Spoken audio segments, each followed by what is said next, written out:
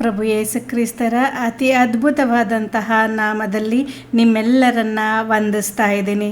ಇವತ್ತಿನ ದಿನ ಪ್ರಪಂಚಾದ್ಯಂತ ತಾಯಂದಿರ ದಿನಾಚರಣೆಯನ್ನು ನಾವು ಆಚರಿಸ್ತಾ ಇದ್ದೇವೆ.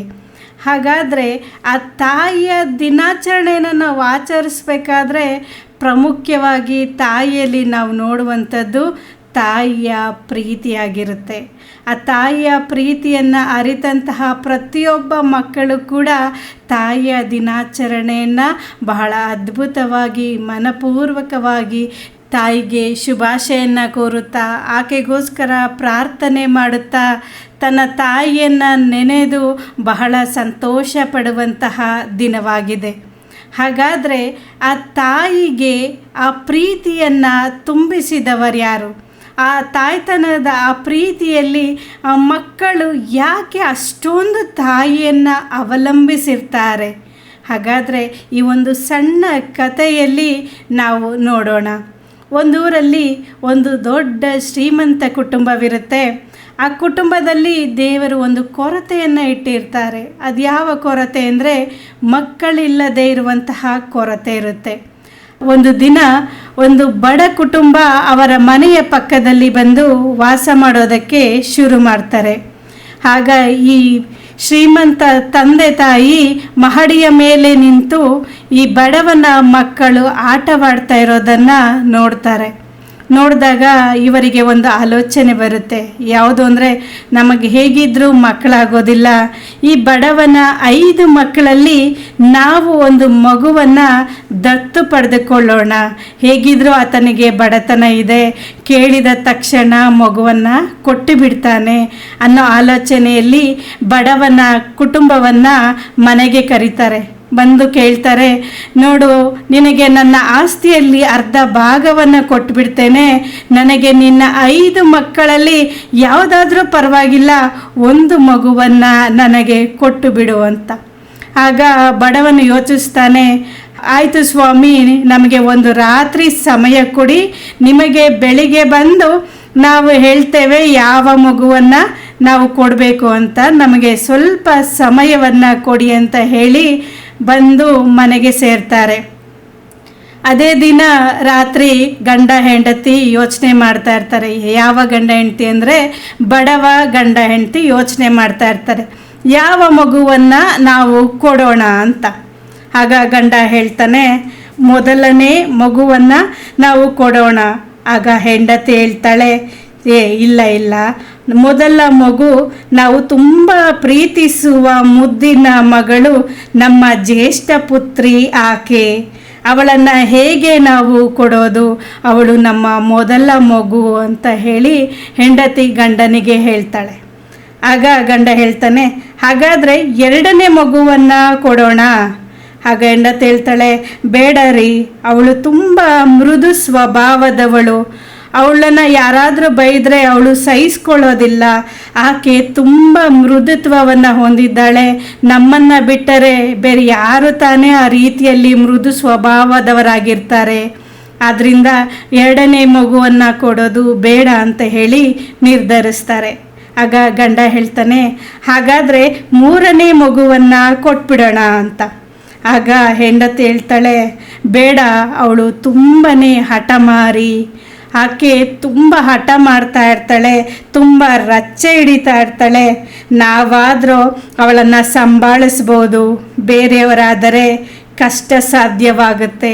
ಅವಳು ತುಂಬ ಹಠ ಮಾರಿದ್ದಾಳೆ, ನಾವೇ ಅವಳನ್ನು ಸುಧಾರಿಸೋಣ ಅಂತ. ಹಾಗಾದರೆ ಗಂಡ ಹೇಳ್ತಾನೆ, ಇನ್ನು 4ನೇ ಮಗುವನ್ನು ಕೊಡೋಣ ಅಂತ. ಆಗ ಹೆಂಡತಿ ಹೇಳ್ತಾಳೆ, ಅದು ಹೇಗೆ ಸಾಧ್ಯ? 4ನೇ ಮಗು, ಅವಳಿಗೆ ಯಾವಾಗಲೂ ಕೂಡ ಅನಾರೋಗ್ಯದ ಸಮಸ್ಯೆ. ನಾವಾದರೂ ಹತ್ತಿರವಿದ್ದು ಪಾಲನೆ ಪೋಷಣೆ ಮಾಡ್ತೇವೆ. ಅವಳು ಕಾಯಿಲೆ ಬಂದಾಗ ರಾತ್ರಿಯೆಲ್ಲ ನಾನು ಅವಳ ಪಕ್ಕದಲ್ಲಿ ನಿಂತು ಅವಳ ಶುಶ್ರೂಷೆಯನ್ನು ಮಾಡ್ತೇನೆ. ಅವಳಿಗೆ ನನ್ನ ಅವಶ್ಯಕತೆ ಬಹಳ ಇದೆ. ಅವಳು ತುಂಬಾ ಚೇತರಿಸಿಕೊಳ್ಬೇಕು. ಹಾಗಾದರೆ ನಾವು ಅವಳನ್ನು ಹೇಗೆ ಕೊಡೋಕ್ಕೆ ಸಾಧ್ಯ? ಅವಳನ್ನು ಕೊಡೋದು ಬೇಡ ಅಂತ. ಆಗ ಗಂಡ ಹೇಳ್ತಾನೆ, ಹಾಗಾದರೆ ನಮಗೆ ಬೇರೆ ವಿಧಿ ಇಲ್ಲ, 5ನೇ ಮಗುವನ್ನು ಕೊಟ್ಟು ಬಿಡೋಣ ಅಂತ. ಆಗ ಹೆಂಡತಿ ಹೇಳ್ತಾಳೆ, ಅವಳಿನ್ನೂ ಸಣ್ಣವಳು, ಅವಳಿನ್ನೂ ನನ್ನ ಮೊಲೆಗೂಸು, ನಾ ಹೇಗೆ ತಾನೇ ಅವಳನ್ನು ಕೊಡಲಿ? ಅವಳಿನ್ನೂ ಹಾಲು ಕುಡಿಯೋದನ್ನೇ ಬಿಟ್ಟಿಲ್ಲ, ನಮ್ಮನ್ನು ಬಹಳವಾಗಿ ಹಚ್ಚಿಕೊಂಡಿದ್ದಾಳೆ, ಅವಳನ್ನು ಹೇಗೆ ತಾನೇ ಕೊಡೋಕ್ಕೆ ಸಾಧ್ಯ? ಬೇಡ, ಯಾವ ಮಗುವನ್ನು ಕೊಡೋದು ಬೇಡ ಅಂತ ಹೇಳಿ ಹೆಂಡತಿ ಹೇಳ್ತಾಳೆ. ಗಂಡ ಹೇಳ್ತಾನೆ, ಮಗುವನ್ನು ಕೊಟ್ಟರೆ ಅರ್ಧ ಆಸ್ತಿಯನ್ನೇ ಕೊಡ್ತಾನಂತೆ ಶ್ರೀಮಂತ. ಆಗ ಹೆಂಡತಿ ಹೇಳ್ತಾಳೆ, ಸರಿ, ಯೋಚನೆ ಮಾಡಿ ಬೆಳಿಗ್ಗೆ ಹೇಳೋಣ ಅಂತ. ಇಬ್ಬರು ಕೂಡ ಮಲಗ್ತಾರೆ. ಗಂಡ ಬೆಳಗ್ಗೆ ಎದ್ದು ಶ್ರೀಮಂತನ ಮನೆಗೆ ಹೋಗ್ತಾನೆ. ಹೋಗಿ ಈ ನಿರ್ಧಾರವನ್ನು ತಿಳಿಸ್ತಾನೆ. ಪ್ರಿಯ ವೀಕ್ಷಕರೇ, ಯಾರಾದರೂ ಊಹೆ ಮಾಡ್ತೀರಾ ಯಾವ ಮಗುವನ್ನು ಬಡ ದಂಪತಿಗಳು ಆ ಶ್ರೀಮಂತನಿಗೆ ಕೊಟ್ಟಿರಬಹುದು ಅಂತ? ನಿಮಗೆ ಗೊತ್ತಾದರೆ ಕಮೆಂಟ್ ಸೆಕ್ಷನಲ್ಲಿ ದಯವಿಟ್ಟು ಕಮೆಂಟ್ ಮಾಡಿ. ಈಗ ಬಡವನು ಶ್ರೀಮಂತನ ಮನೆಯ ಮುಂದೆ ಹೋಗಿ ನಿಂತು ಈಗ ಒಂದು ಮಾತನ್ನು ಹೇಳ್ತಾನೆ, ಕ್ಷಮಿಸಿ ದಣಿಗಳೇ, ನನ್ನ ಹೆಂಡತಿ ಯಾವ ಮಗುವನ್ನು ಕೊಡೋದಕ್ಕೂ ಒಪ್ಪುತ್ತಿಲ್ಲ. ಒಂದು ಪಕ್ಷ ತನ್ನ ಪ್ರಾಣವನ್ನು ಬೇಕಾದರೂ ಕೊಟ್ಬಿಡ್ತಾಳೆ, ಯಾವ ಮಕ್ಕಳನ್ನು ಕೊಡ್ತಿಲ್ಲ ಅಂತ. ಆಗ ಶ್ರೀಮಂತ ಹೇಳ್ತಾನೆ, ನನ್ನ ಎಲ್ಲ ಆಸ್ತಿಯನ್ನು ಆ ಮಗುವಿನ ಹೆಸರಲ್ಲೇ ಬರೀತೀನಿ, ದಯವಿಟ್ಟು ಆ ಒಂದಾದರೂ ಮಗುವನ್ನು ನನಗೆ ಕೊಡು ಅಂತ.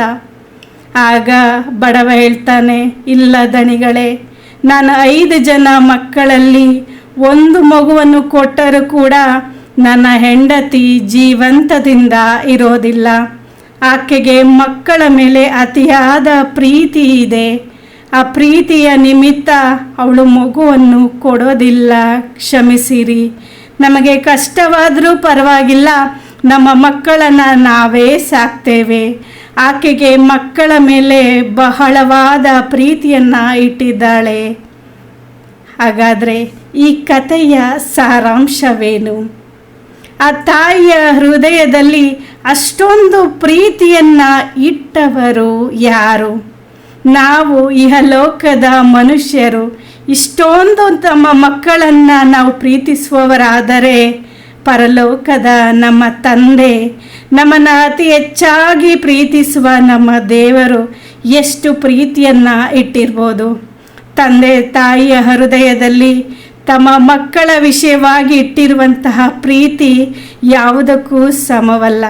ಹಾಗಾದರೆ ತಂದೆ ತಾಯಿಯ ಹೃದಯದಲ್ಲಿ, ಅದಕ್ಕೂ ಹೆಚ್ಚಾಗಿ ತಾಯಿಯ ಹೃದಯದಲ್ಲಿ ತನ್ನ ಮಕ್ಕಳ ಬಗ್ಗೆ ಇರುವಂತಹ ಪ್ರೀತಿಯನ್ನು ಇಟ್ಟಿದ್ದು ಬೇರೆ ಯಾರೂ ಅಲ್ಲ, ಅದು ನಮ್ಮ ಪ್ರಭು ಯೇಸು ಸ್ವಾಮಿಯಾಗಿದ್ದಾರೆ. ಆ ಪ್ರೀತಿಯ ಒಂದು ಸಂದೇಶವೇ ಆ ಶಿಲುಬೆಯ ಮರಣ. ಆದ್ದರಿಂದ ಇವತ್ತಿನ ದಿನ ಯಾರ್ಯಾರು ತಾಯಂದಿರು ತಮ್ಮ ಮಕ್ಕಳಿಗೋಸ್ಕರ ಪ್ರಾರ್ಥಿಸ್ತಾ ಇದ್ದಾರೋ, ಯಾರೆಲ್ಲ ಮಕ್ಕಳು ತಮ್ಮ ತಾಯಿಗೋಸ್ಕರ ಪ್ರಾರ್ಥಿಸುತ್ತಿದ್ದಾರೋ, ಖಂಡಿತವಾಗ್ಲೂ ಆ ಪ್ರಾರ್ಥನೆಯನ್ನು ದೇವರು ಕೇಳಿಸಿಕೊಳ್ತಾರೆ. ಪ್ರಪಂಚದಲ್ಲಿರುವಂತಹ ಪ್ರತಿಯೊಬ್ಬ ತಾಯಂದಿರನ್ನು, ಮಕ್ಕಳನ್ನು, ಇಡೀ ಕುಟುಂಬವನ್ನು ದೇವರು ಆಶೀರ್ವದಿಸ್ತಾ ಇದ್ದಾರೆ.